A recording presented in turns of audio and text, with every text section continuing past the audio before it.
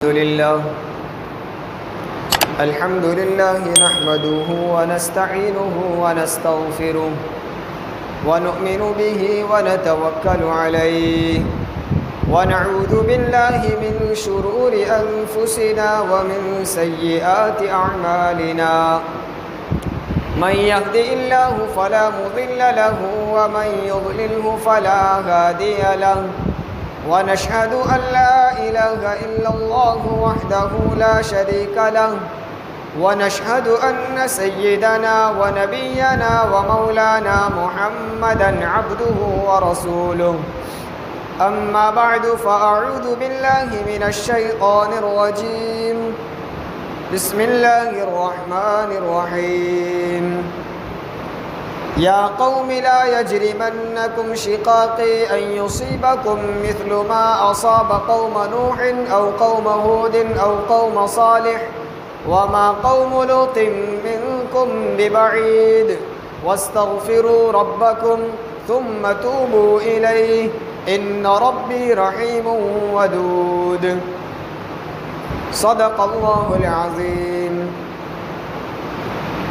میرے محترم مکرم اسلامی اور ایمانی بھائیوں، جس دور سے میں اور آپ گزر رہے ہیں، جس سن میں اور جس زمانے میں ہم سانس لے رہے ہیں، اس وقت ہم سب کو معلوم ہے کہ یہ ایک پرفتن دور ہے۔ ہر دن نکلنے والا نیا سورج ایک نیا فتنہ گویا لے کر آتا ہے۔ ہر طرف سے مسلمانوں کی مخالفت، اسلام کو مٹانے کی کوششیں، اسلام کو بدنام کرنے کی محنتیں، اور نہ جانے عجیب و غریب کس کس طرح کے فتنے رونما ہوتے ہیں، اور اس دور کے جینے والے انسانوں کی کھلی آنکھوں نے دیکھا کہ انسانوں کے ریلے ایمان اور اسلام کو چھوڑ کر مرتد ہونے لگے۔ پوری بستیاں مذہب اسلام سے ہاتھ دھونے لگی۔ اتنا ہی نہیں، اسلام پر یلغاروں کے ساتھ ساتھ مسلمانوں کی مادیت پر، مسلمانوں کی کمائی پر، مسلمانوں کے کاروبار پر، مسلمانوں کے گھرانوں پر بھی الگ الگ طریقے کے نقصان پہنچائے جا رہے ہیں، اور گویا مسلمانوں کو ہر اعتبار سے، مذہبی لحاظ سے بھی، دنیاوی لحاظ سے بھی، کاروبار کے اعتبار سے بھی، مادیت کے اعتبار سے، مالی اعتبار سے، ہر اعتبار سے مسلمانوں کو ترقی کی راہ سے روکنے کی کوششیں ہو رہی۔ اور ہم دیکھ رہے ہیں کہ گویا پورا معاشرہ نہیں، پوری دنیا اسلام اور اہل اسلام کی مخالفت میں کھڑی ہو گئی۔ لیکن ہم جس اللہ کو ماننے والے ہیں، ہم جس خدا کی عبادت کرنے والے ہیں، وہ خدا ہمیشہ سے ہے اور ہمیشہ رہنے والا ہے۔ وہی اللہ فتنوں کو پیدا کرنے پر بھی طاقت رکھتا ہے، اور وہی اللہ فتنوں کو مٹانے کی بھی قدرت رکھتا ہے۔ اور اللہ تبارک و تعالی ہر دور میں مسلمانوں پر کچھ نہ کچھ تکالیف ڈال کر انہیں یاد دلاتا ہے کہ جس راستے پر تمہیں چلنا چاہیے تھا تم اس راستے سے ہٹ رہے ہو، لہٰذا ہمیں تم پر یہ حالات ڈال کر ہم تم کو سیدھے راستے پر لانا چاہتے ہیں۔ ان حالات کا پیدا ہونا، پریشانیوں کا آنا، اللہ ہمیں یاد دلا رہا ہے کہ تم میری رحمت سے دور ہو رہے ہو۔ مسلمانوں کو، ایک بڑے طبقے کو یہ بھی سوال ہوتا ہے کہ آخر ہم ہی اللہ کی عبادت کرنے والے، ہم ہی اللہ کو ماننے والے، جس کائنات کو اس اللہ نے بنایا اسی اللہ کی ہم عبادت کرتے ہیں، پھر بھی حالات ہم پر کیوں؟ تو اگر ہم ذرا اور غور کرتے تو سمجھ میں آ جاتا کہ جو اللہ کو ماننے والا ہے اسی پر اللہ حالات بھی اس لیے ڈالتا ہے تاکہ انہی لوگوں کو راہ راست پر لایا جائے، جہنم والے راستے سے، شیطان والے راستے سے ہٹا کر جنت والے اور اللہ کی رضامندی والے راستے پر لایا جائے۔ ورنہ جو لوگ پہلے سے بھٹکے ہوئے ہیں، جو لوگ جہنم کی راستے پر اڑے ہوئے ہیں، جو اللہ کی نافرمانی پر قدم جما چکے ہیں، ان کو اللہ سے دشمنی، اللہ کو ان سے دشمنی، ان پر حالات ڈال کر ان کو سیدھے راستے پر لانے کی کہاں ضرورت؟ ہم چونکہ اللہ کے ہیں، ہم چونکہ اللہ کا قرب رکھنے والے، اللہ سے محبت رکھنے والے، اور اللہ بھی ہم سے محبت رکھتا ہے، اس محبت کی دلیل ہے کہ ہم جب راستے سے بھٹکتے ہیں اللہ تعالیٰ حالات ڈال کر ہمیں ہمیشہ ہمیشہ کے عذاب سے بچا کر، بڑی تکلیف سے نجات دلا کر، بڑی مصیبتوں سے محفوظ کر کے، دنیا میں چھوٹی مصیبتیں ڈال کر ہمیں سیدھا راستہ بتلاتا ہے۔ تو ہم پر یہ حالات آنا، یہ اللہ تعالیٰ کی طرف سے ہمارے لیے ایک یاد دہانی ہے۔ اس سے یہ معلوم ہوا کہ ان حالات کے پیدا ہونے کی ایک بہت بڑی وجہ ہے کہ ہم اللہ کو بھول رہے ہیں، ہم سیدھے راستے سے بھٹک رہے ہیں، ہم اللہ کو ناراض کر رہے ہیں، جس کی وجہ سے ہم پر طرح طرح کے عذاب، طرح طرح کی مصیبتیں ڈالی جا رہی ہیں۔ تو اب ان حالات سے بچنے کا ایک خالص آسان راستہ، ان پریشانیوں سے محفوظ رہنے کا ایک ہی راستہ کہ ہم اللہ کو راضی کر لیں۔ اللہ ہم سے راضی ہو گیا، ساری پریشانیوں سے نجات۔ اللہ ہم سے محبت کرنے والا ہو گیا، ساری مصیبتوں سے حفاظت۔ اس لیے کہ جو رب فتنے پیدا کر سکتا ہے، وہی رب ہم سے محبت کرنے لگے تو کوئی ذات اپنے محبوب کو تکلیف میں ڈالنا پسند نہیں کرتا۔ اگر ہم اللہ کے یہاں محبوب بن جائیں گے، اگر ہم اللہ کے مقرب اور پسندیدہ بندے بن جائیں گے، تو اللہ تعالیٰ سارے حالات سے ہمیں نجات دے دے گا، ساری پریشانیوں سے ہماری حفاظت ہو جائے گی، ساری مصیبتوں سے نجات مل جائے گی۔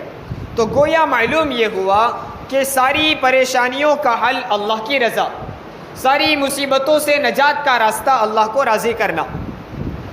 اب جو غلطیاں ہم کر بیٹھے ہیں، جو گناہ ہم سے صادر ہو چکے ہیں، جو پچھلے ہمارے وہ اعمال جن اعمال کی بنیاد پر ہمیں پریشانیوں میں، مصیبتوں میں ڈالا گیا، وہ اعمال تو ہو چکے۔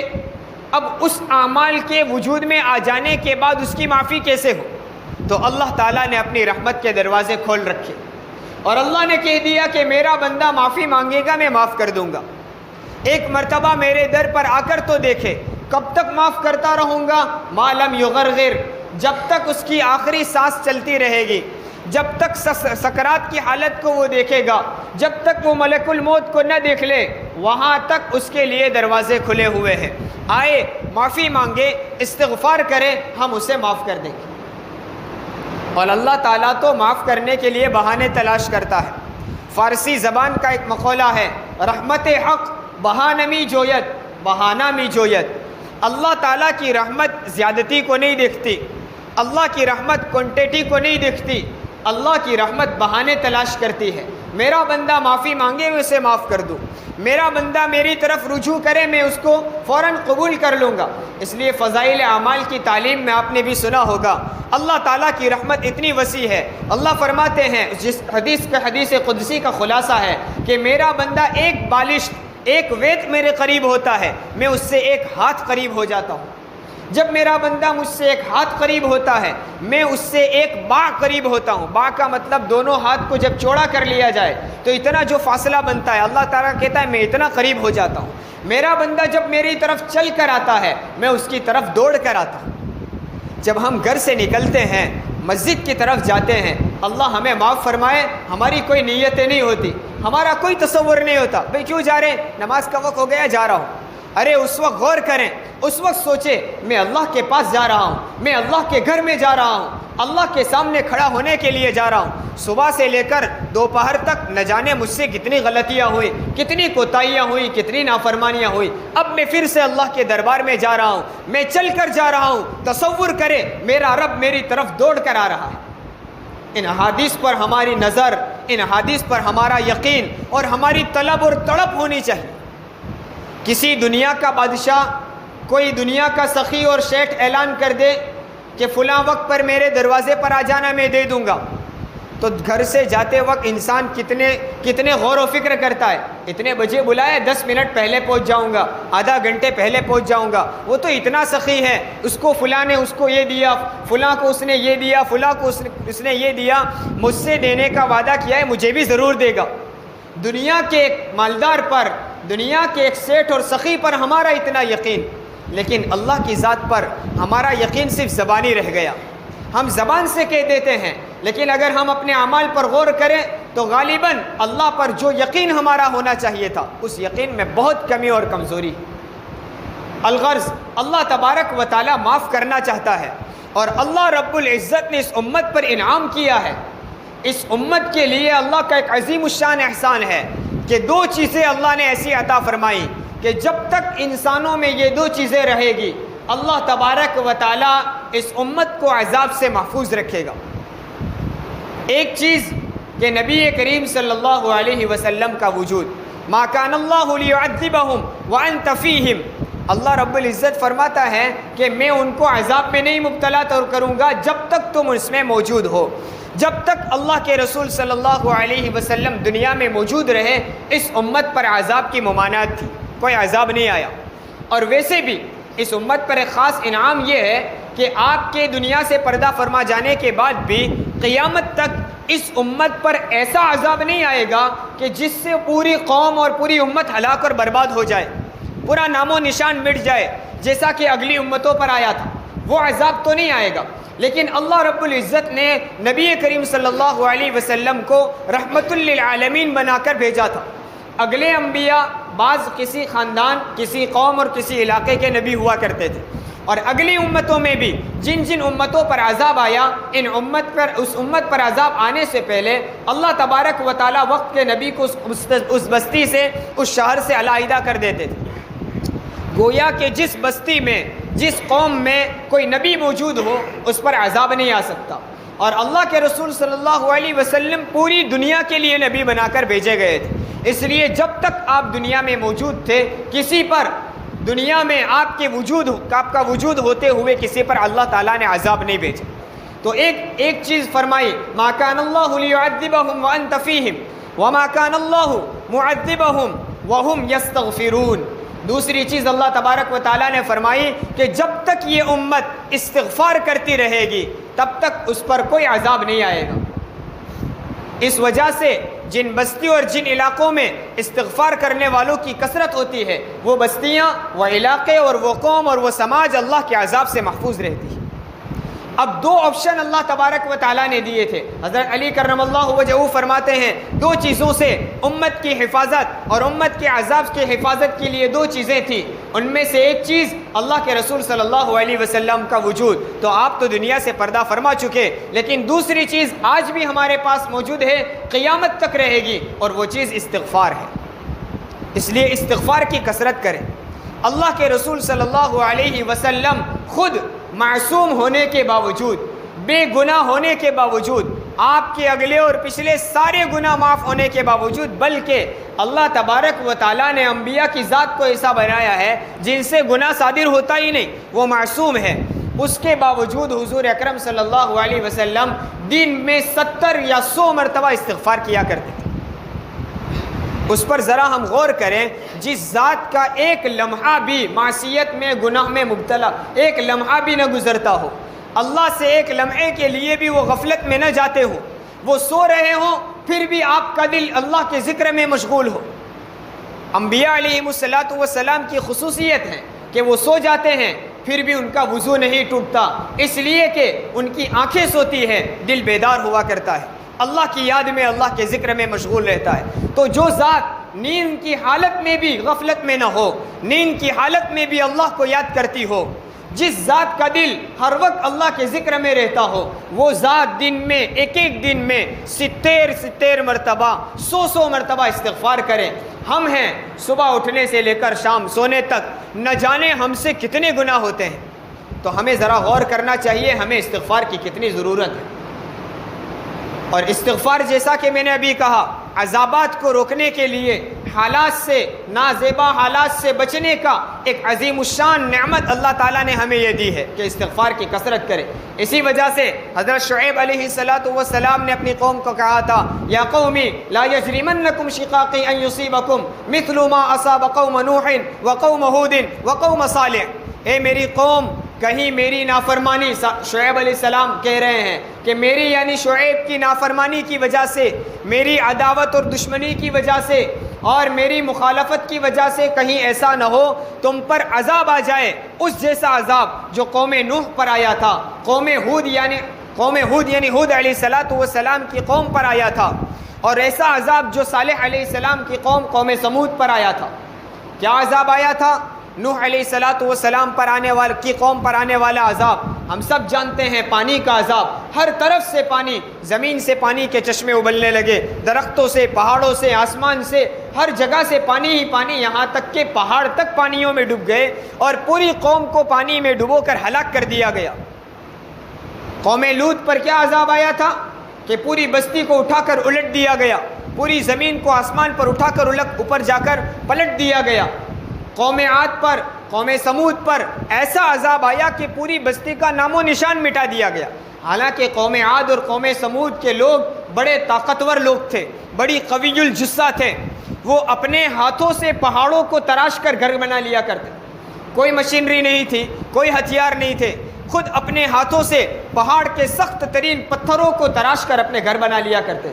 اور بعض مورخین نے لکھا ہے کہ آج تک ان کے مکانات اور ان کی عمارتوں کے نشانات موجود ہیں، جن پر ان کی سمودی اور ارمی زبان میں کتبے لکھے ہوئے ہیں، تختیاں لگی ہوئی ہیں۔ اللہ تعالیٰ نے عبرت کا نشان بنایا، لیکن جب اللہ کا عذاب آیا تو ایسے مٹ گئے کہ آج دنیا کے کسی خطے میں، کسی کونے میں قوم سمود، قوم ارم کا آدمی نہیں ملتا۔ اللہ نے ایسا مٹا دیا۔ شعیب علیہ السلام نے کہا کہ مجھے اندیشہ ہے کہ تم اللہ کی نافرمانی اور میری نافرمانی کی وجہ سے کہیں ایسا نہ ہو تم پر اسی جیسا عذاب آ جائے۔ اور شعیب علیہ السلام نے یاد دلایا کہ قوم لوط کا عذاب تو ابھی پچھلے دنوں گزرا ہے، بہت لمبا وقت بھی نہیں گیا ہے، ان کے نشانات دیکھ کر تم سمجھ سکتے ہو۔ لیکن قوم کے نافرمان نہیں مانے۔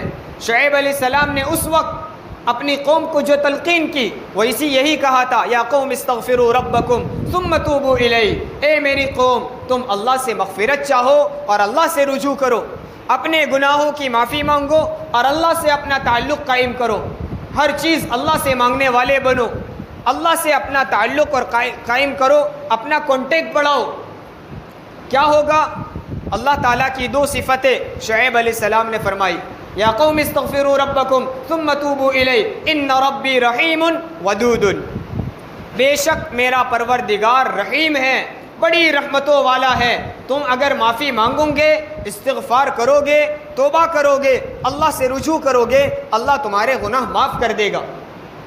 ایک کام، رحمت کی بنیاد پر اللہ تعالیٰ تمہارے گناہ معاف کر دے گا، اور وہ رحیمن کے ساتھ فرمایا ودودن، اللہ بہت زیادہ محبت کرنے والا ہے، اپنے بندوں کو خوب چاہنے والا ہے۔ جو ذات اپنے بندوں سے محبت کرے، کوئی بھی شخص اپنے محبوب کو تکلیف دینا گوارا نہیں کرتا۔ اگر ہم اللہ سے معافی مانگے، استغفار کریں، مغفرت طلب کریں گے، ایک فائدہ یہ ہوگا اللہ کی رحمت ہماری طرف متوجہ ہوگی، دوسرا فائدہ یہ ہوگا کہ اللہ کی محبت ہمیں ملے گی، اور جب اللہ ہم سے محبت کرنے لگے گا تو قاعدے کے مطابق جس طرح کوئی محبوب اپنے محبوب کو تکلیف دینا گوارا نہیں کرتا، اللہ تعالیٰ بھی ہمیں کسی مصیبت اور پریشانی میں نہیں ڈالے۔ حالات سے چلا دینا، حالات کے رونے رو دینا، اور میں اپنے نوجوان بھائیوں سے کہوں گا کہ ان حالات کے میسیج فارورڈ کر دینا، ایک دوسروں کو صرف خبریں پہنچا دینے سے کام مکمل نہیں ہوگا۔ یہ کوئی اللہ کی طرف سے دی گئی ہماری ذمہ داری نہیں ہے کہ تم لوگوں تک پہنچاؤ فلاں علاقے میں یہ ہوا، فلاں علاقے میں یہ ہوا۔ ہاں یہ ضرورت کی حد تک ہے، یہ کوئی ذمہ داری نہیں ہے۔ ذمہ داری یہ ہے کہ ہم اپنے اللہ کو یاد کریں، استغفار کریں، توبہ کریں، ایک ایک گناہ کو یاد کر کر کے معافی مانگیں۔ اس لیے جس طرح میں نے ابھی حضرت شعیب علیہ السلام کا مختصر تذکرہ سنایا، اسی طرح حضرت صالح علیہ السلام نے اپنی قوم کو، قوم سمود کو بھی یہی دعوت دی تھی، سمجھایا، ایمان کی، اسلام کی دعوت دی۔ نہ ماننے والوں سے کیا کہا تھا؟ لولا تستغفرون اللہ، تم اللہ سے معافی کیوں نہیں مانگتے؟ اب تک بت پرستی میں رہے، اب تک غیر اللہ کی عبادت میں رہے، اب تک اللہ کو چھوڑ کر دوسروں کے سامنے سر ٹیکتے رہے، اب تو موقع ہے، لولا تستغفرون اللہ، تم اللہ سے معافی کیوں نہیں مانگتے؟ لعلکم ترحمون، تاکہ تم پر رحم کیا جائے۔ اس آیت سے بھی، صالح علیہ السلام کی اس نصیحت سے بھی پتہ چلا کہ جو قوم اللہ سے معافی مانگتی ہے، استغفار کرتی ہے، اس قوم پر اللہ کی رحمتیں اترتی ہیں۔ رحمت مانگنے کے لیے کچھ کرنا بھی تو ہوگا، اللہ کی رحمت متوجہ کرنے کے لیے ہمیں کچھ مانگنا بھی تو پڑے گا۔ اور جیسا کہ ایک آیت میں بیان کیا گیا ہے کہ استغفار کرنے کی وجہ سے جو انعامات ملتے ہیں، ان انعامات میں رحمت والی بارش کا اترنا بھی ہے۔ موجودہ حالات پر نظر رکھتے ہوئے اگر ہم ان باتوں کو سنیں تو ہمیں پتہ چلے گا، ایک طرف ہر جگہ سے مسلمان پریشان، ان پریشانیوں کا حل ہم تلاش کرتے ہیں، تب بھی قرآن کہتا ہے استغفار کرو، اور اسی طرح اس موسم کی بارش کا رک جانا، اس پر بھی ہمیں قرآن دعوت دیتا ہے استغفار کرو۔ آج مانگنے والوں کی کمی ہو گئی، معافی مانگنے والوں کی کمی ہو گئی، اللہ سے مانگنا بھی چھوٹ گیا اور ہم نے اپنے کیے ہوئے پر گناہوں پر معافی مانگنا بھی چھوڑ دیا۔ تو اللہ تعالیٰ کی رحمت کے جو اترنے کے جو تقاضے تھے، ان تقاضوں کو، ان راستوں کو ہی ہم نے نہیں اپنایا، ورنہ اللہ کی رحمت تو دینے کے لیے تیار ہے۔ اس لیے ہر رات میں ایسا نہیں صرف رمضان کی راتوں میں، صرف شب برات میں، صرف شب قدر میں، صرف شب جمعہ میں نہیں، ہر رات میں تہجد کے وقت اللہ تبارک و تعالیٰ کی طرف سے ندا ہوتی ہے کوئی معافی مانگنے والا میں اس کو معاف کروں، ہے کوئی مانگنے والا میں اسے عطا کروں۔ ہم اپنی ضرورتوں کے مانگنے کے وقت تہجد میں تو نہیں اٹھ سکتے، اللہ معاف فرمائے، معاشرہ ہمارا گواہ ہے، کسی پر الزام نہیں، ہماری مسجدوں کی صفیں گواہی دیتی ہے، تہجد تو درکنار، ہمارے بڑے طبقے کو فجر کی نماز کی بھی توفیق نہیں ہوتی۔ یہ کسی پر الزام نہیں، ہمیں اپنے معاشرے کا رونا ہے۔ ہم کہاں جا رہے ہیں؟ رات کو دشمنوں کے خوف سے سونے والی قوم، رات کو عدالتوں کے خوف سے سونے والی قوم، اور حالات میں گری ہوئی قوم بھی رات سوتے وقت حالات اور پریشانیوں پر غور کرتے ہوئے خوف و ہراس کے ساتھ سوتی ہے، اس کے باوجود فجر کی اذان پر فجر کی جماعت میں حاضر ہونے کی توفیق نہیں ہوتی۔ تو اتنی غفلتیں ہو، اتنی بے توجہی ہو، اتنی بے اعتنائی ہو، پھر ہم اللہ کی رحمت سے امید رکھیں۔ ہاں، نا امید نہیں ہونا، لیکن امید کے ساتھ ساتھ ہمیں کچھ اعمال کرنے چاہیے، اللہ کی طرف خوب رجوع کریں، اللہ سے معافی مانگے، اور استغفار کس کو کہتے ہیں وہ بھی سمجھیں۔ صرف زبان سے استغفار کرنا نہیں ہے۔ رابعہ بصریہ رحمۃ اللہ علیہ فرماتی ہے کہ استغفارنا محتاج الی الاستغفار، ہمارا استغفار اور ہماری معافی تو ایسی ہے کہ اس پر بھی استغفار کی ضرورت ہے۔ یعنی صرف زبان سے استغفار ہو رہا ہے، دل سے معافی نہیں ہے، تو یہ ایسا استغفار ہے کہ اس پر بھی استغفار کی ضرورت ہے۔ اس لیے استغفار کا مطلب کیا ہے کہ جن گناہوں میں ہم مبتلا ہیں، جن معصیت میں، جن نافرمانیوں میں ہم پڑے ہوئے ہیں، پہلے بالکل اس کو چھوڑ دینے کا پکا ارادہ اور عزم کریں، آج کے بعد وہ گناہ کبھی نہیں کروں گا۔ ایسا نہ ہو کہ صرف زبان سے استغفار ہے اور دل میں گناہ کے دائیں اور گناہ کے خیالات گم رہے ہیں۔ نہیں، جو گناہ میں ہم مبتلا ہیں، ان گناہوں کو بالکل چھوڑ دینے کا پکا ارادہ، آئندہ کبھی بھی نہ کرنے کا پختہ عزم، اور فی الحال بھی اس گناہ میں ملوث نہ ہو، اس گناہ کو ابھی چھوڑنا، آئندہ کبھی نہ کرنے کا پکا عزم، اس کے ساتھ اللہ سے معافی مانگے، اور پچھلے جتنے گناہ ہوئے ہیں ان گناہوں پر ندامت اور افسوس ہو۔ توبہ کے شرائط علماء نے ذکر کیے ہیں، پچھلے دنوں میں جتنے ہم سے گناہ ہوئے، جتنی نافرمانیاں ہوئی، ان کو یاد کر کر کے اس پر افسوس کرے کہ کس رب کی نافرمانی میں نے کر دی، کس اللہ کی نافرمانی میں نے کر دی، جو اللہ مجھے کھلاتا رہا، پلاتا رہا، پہلاتا رہا، میری سانسیں چلاتا رہا، ساری میری ضروریات کو مہیا کرتا رہا، اور میں ہر دن اس کی نافرمانی کرتا رہا۔ یہ گناہوں پر پہلے ندامت، اس کے ساتھ ساتھ جن گناہوں میں ہم مشغول ہیں ان کو فوراً چھوڑ دینا، اور آئندہ کبھی نہ کرنے کا پکا عزم اور ارادہ، اس کے ساتھ استغفار کرے۔ اللہ کی ذات سے پوری امید ہے اللہ تبارک و تعالی ہمارے لیے فتوحات کے اور رحمت کے دروازے کھول دے۔ تو ہم عزم کر کے اٹھیں، ارادہ کر کے اٹھیں۔ آخری ایک بات، موجودہ زمانے میں بھی ہمارے زمانے کے ایک بہت بڑے عالم دین اور ہماری گجرات کے لیے ایک بہت بڑا تحفہ اور بہت بڑی نعمت، حضرت اقدس مفتی احمد صاحب خان پوری دامت برکاتہ، پچھلے دنوں بھی بہت تاکید کے ساتھ لوگوں کو پیغام دیا۔ میں ایک پیغام پہنچانے والے کی حیثیت سے حضرت کا پیغام آپ تک پہنچاتا چلوں کہ امت کے ہر فرد کو چاہیے کہ دن میں کم از کم 300 مرتبہ، زیادہ سے زیادہ 3000، اور اس سے زیادہ جتنا کر سکے، کم از کم 300 مرتبہ استغفار کرے، اور اللہ تعالی ہمارے ان اکابرین کو صحت اور عافیت کے ساتھ عمر دراز عطا فرمائے، ان کے سایہ عاطفت کو ہم پر قادر قائم رکھے۔ استغفار کی تلقین بھی فرمائی، ترغیب بھی دی، ساتھ میں طریقہ بھی بتایا کیسے مانگنا ہے۔ اس لیے فرمایا نستغفر اللہ، نون کے ساتھ نستغفر اللہ، جس کا معنی ہوتا ہے اے اللہ ہم سب معافی مانگتے ہیں۔ عربی زبان میں ایک جملہ ہے استغفر اللہ، آ کے ساتھ، الف کے ساتھ، اس کا معنی ہوتا ہے اللہ میں معافی مانگتا ہوں، یہ اپنی ذات کی بات ہوئی۔